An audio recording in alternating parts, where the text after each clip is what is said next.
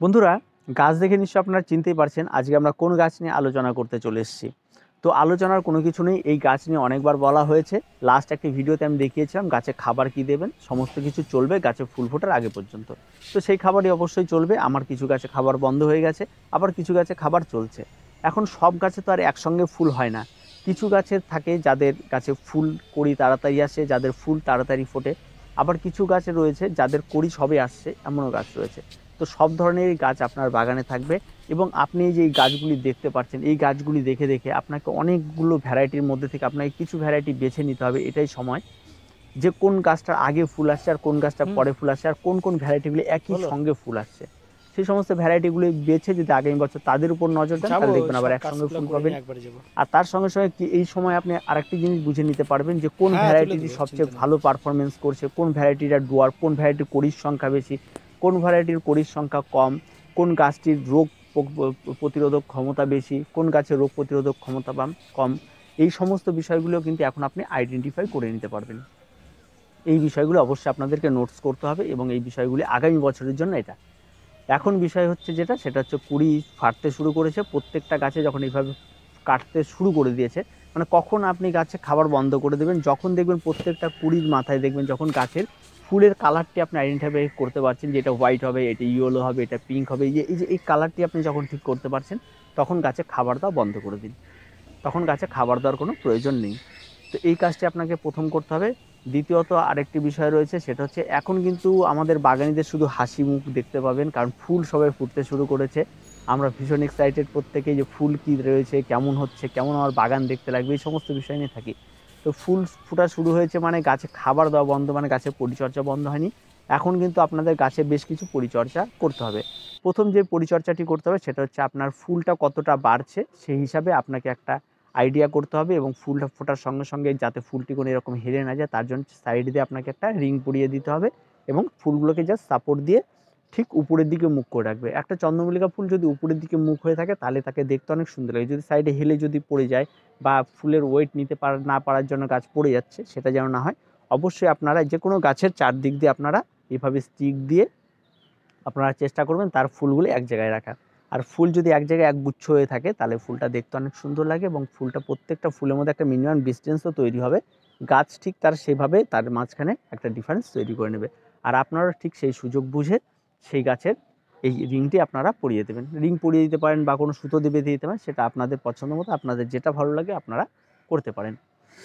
তারপরে যে বিষয়টি রয়েছে সেটা হচ্ছে এখন কিন্তু গাছে ফুল দিকে আমাদের ধ্যান থাকবে, গাছে কিন্তু রোগ পোকামাকড়ের দিকে ধ্যান খুব কম থাকবে। আর এই সময় কিন্তু একটা সময় যে সময় গাছে সবচেয়ে বেশি মাত্রায় ফাঙ্গালের আক্রমণ ঘটবে। এবং কী কী ধরনের ফাঙ্গালের আক্রমণ ঘটবে দেখবেন, পাতার নিচের দিকের পাতাগুলি একসময় দেখবেন হঠাৎ করে কালো হয়ে এসছে, কালো স্পট পড়ে গেছে এবং কালো সেটাকে হালকা করে দেখবেন কালোটা পুরোটাই উঠে যাচ্ছে। এটা সাধারণত ফাঙ্গাল থেকে হয়। এই ফাঙ্গালের জন্য অবশ্যই আপনাকে অ্যান্টিফাঙ্গাল স্প্রে করতে হবে।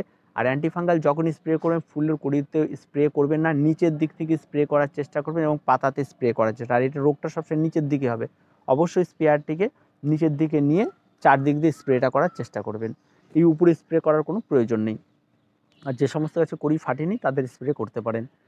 এটা একটা কাজ গেল। তারপর আরেকটি বিষয় দেখা যায়, সেটা হচ্ছে মাকড়ের আক্রমণ ঘটে। এখন দেখবেন প্রত্যেকটা ফুলের মাঝখানে যে ফাঁকা কড়িগুলো রয়েছে সবে ফাঁকা, তার ভেতর মাকড় গিয়ে বসে থাকবে। এই একটা সমস্যা হয়। সে মাকড়নাশকের দিকেও খেয়াল রাখতে হবে। প্রত্যেকদিন বাগানে আসতে হবে। কোনো মাকড় বা কোনো কিছু দেখলে বা মাকড়সার জাল দেখলে সেটাকে ছড়িয়ে দিতে হবে। সেটা খুঁজে বের করে তাকে গাছ থেকে তাড়িয়ে দেওয়ার একটা ব্যবস্থা করতে হবে। এই কাজগুলো আপনাদেরকে করতে হবে। তারপর আরেকটা রয়েছে পেস্টের আক্রমণ। দেখবেন এক ধরনের শুঁয়োপোকা হয়, সেই শুঁয়োপোকার আক্রমণ ঘটে এবং একটা ফুলই আমাদের দীর্ঘদিন ধরে হয়, সেই ফুলটি দেখবেন সাইড থেকে খেয়ে ফেলে। যখনই সাইড থেকে খেয়ে ফেলে ফুলটা যখন ফুটবে তখন দেখবেন সাইড থেকে না ফুটলে ফুলের গঠনটা ভালো হয় না এবং মনটা ভীষণ খারাপ হয়ে যায়। তো অবশ্যই যাতে পেস্টের আক্রমণ না ঘটে সেই জন্য পেস্টিসাইডও আপনাকে সাধারণত ইউজ করতে হবে। আর প্রত্যেকটা ইউজই চেষ্টা করবেন ফুলে না দেওয়ার। পড়ে গেলে কোনো অসুবিধা নেই, মানে কন্টিনিউ চলছে সেটা ফুলে বারবার পড়ছে সেক্ষেত্রে সমস্যা হতে পারে।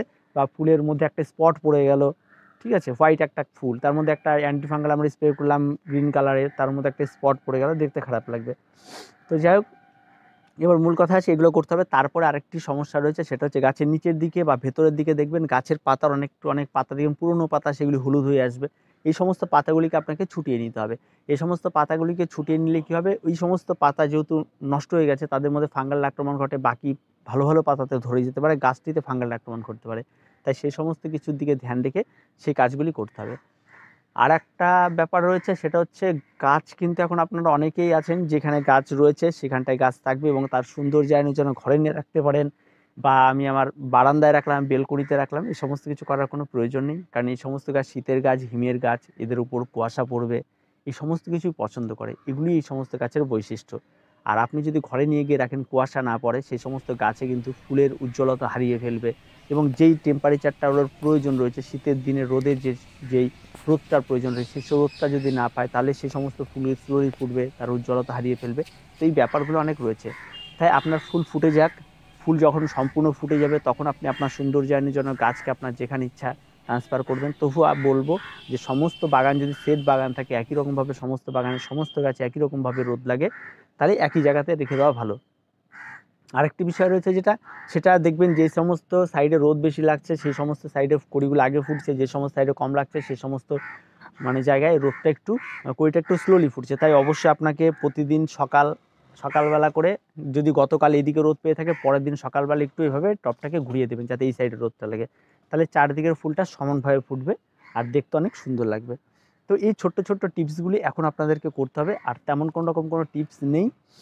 আর তার সঙ্গে সঙ্গে ফুলের দিকে অবশ্যই ধ্যান রাখতে হবে, গাছে কোনো রকম সমস্যা হচ্ছে কিনা সেগুলো দেখতে হবে।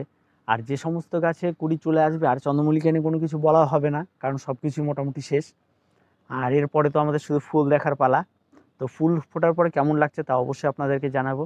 তো আর তেমন কোনো কিছু নেই, প্রত্যেকেই অনেক অনেক ভালো চন্দ্রমল্লিকা করেছে। আমি তো সামান্য একটু করেছি, খুব একটা ভালো হয়নি, তার থেকে অনেকে ভালো করে।